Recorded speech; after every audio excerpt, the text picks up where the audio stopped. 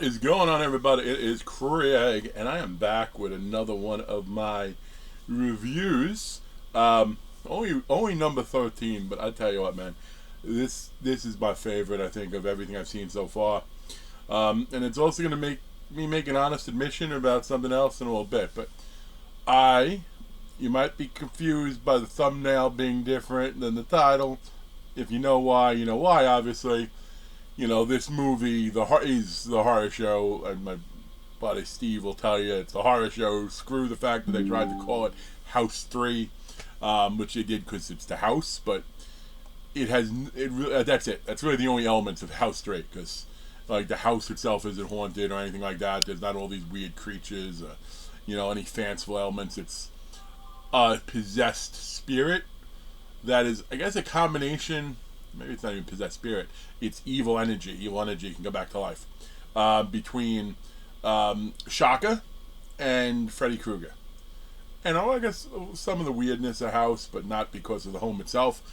Listen, this movie, I don't know how I went so long without watching it in entirety. I know I had it on when I was younger at some point because some of it was real familiar, but I am going to count it as a new watch for me. I enjoyed the fuck out of it. Two reasons. Well, a lot of reasons, but Lance Hendrickson, I love him. He's actually one of the guys on my list that I need an autograph of. I do not have in my collection. I'd love to meet him one day. And also Breon James, which I knew Breon James had passed. I didn't realize he passed as long ago as he did. He passed in '99. But he is such a good dick. In this case, this might be one of the best villainous roles I've ever seen him play. Like literally just chopping the head off a kid and throwing at him. So he was pretty evil in this with the cleavers. He was also obviously in Fifth Element. He was in Striking Distance. He was in Blade Runner.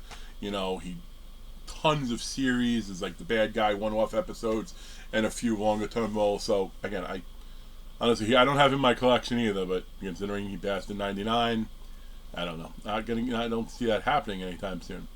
Okay, what do I think about the movie and why I like it?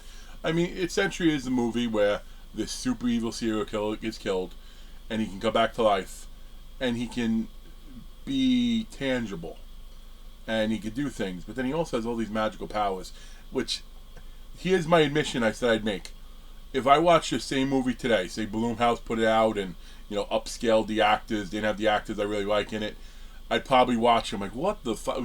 They gotta pick a lane. Where are they going with this? Yada yada. But since this is '80s and you got the names in it, it just works. That's why remakes are so tough, because just because you're remaking a good movie doesn't mean it'll be as good, because it's got to be with today's sensibilities in some weird ways, and that just can go south. Like a lot of people are excited about Barbara Crampton getting involved in a remake of Tourist Trap, which that's not even. I think that's the very late '70s. If it's '80, it might be just in '80. But I enjoyed the hell out of that movie too, and I can't see it being remade any way, shape, or form that I'd like. But I cannot tell you. I saw this movie. I actually want to. I have a whole list of movies that I want to watch, that I got to rent and all that, and I just didn't want to invest the mind in it, so I want to pick something that I thought was, I'll put it on, whatever, we'll see what happens. And Tubi 80s is fucking killing it. Why am I cursing? I don't monetize. I'll never monetize, it doesn't matter. Killing it. Go, if you are a horror fan, especially if you're just getting into horror and you like newer things, if you swear by Scream being the best horror series ever, go look at some of those things they have there. They have some gem. I mean, you'd have obviously something like Return of the Living Dead. They got Maniac on there. Like, you could go watch the horror show. Pretty much, my goal is to be able to look through that in its entirety and be like, yep, I've seen all these. There's definitely some gaps. I do have a couple of movies I've never seen that I'll eventually confess to when I review them. But you'll have to just figure out what those are eventually.